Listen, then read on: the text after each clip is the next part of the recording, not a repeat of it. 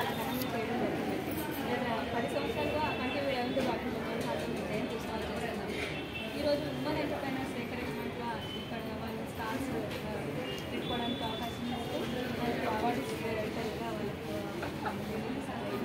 సత్కారం చేస్తున్నాము. ఎందుకంటే ఈరోజు మాకు ప్రత్యేకమైన రోజు. అంటే 20 years నుంచి మేము సావిత్రిబాయి జయంతి ఉత్సవాలు ఆమె పేరు సంస్థ పేరు మీద చాలా కార్యక్రమాలు చేస్తున్నా కానీ ఎన్ని గవర్నమెంట్స్ చేంజ్ అయినా నేను ప్రతి ఇయర్ గవర్నమెంట్కి ఒక రికమెండేషన్ ఇస్తూ వస్తున్నాను.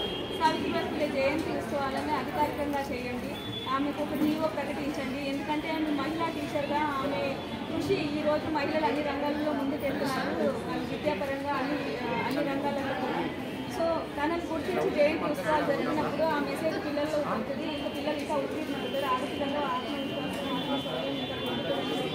వస్తున్నాను. కానీ ఎన్ని గవర్నమెంట్ చేంజ్ చేసినా జీవో పాస్ చేయలేదు. ఈరోజు ముఖ్యమంత్రి రేవంత్ రెడ్డి గారికి నేను హృదయపూర్వక ధన్యవాదాలు తెలియజేస్తున్నాను. జీవో ప్రకటించి ఆమె జయంతిని అధికారికంగా ఆల్ డిస్ట్రిక్ట్స్లో అన్ని పాఠశాలల్లో జయంతి ఉత్సవాలు జరపాలి. జయంతి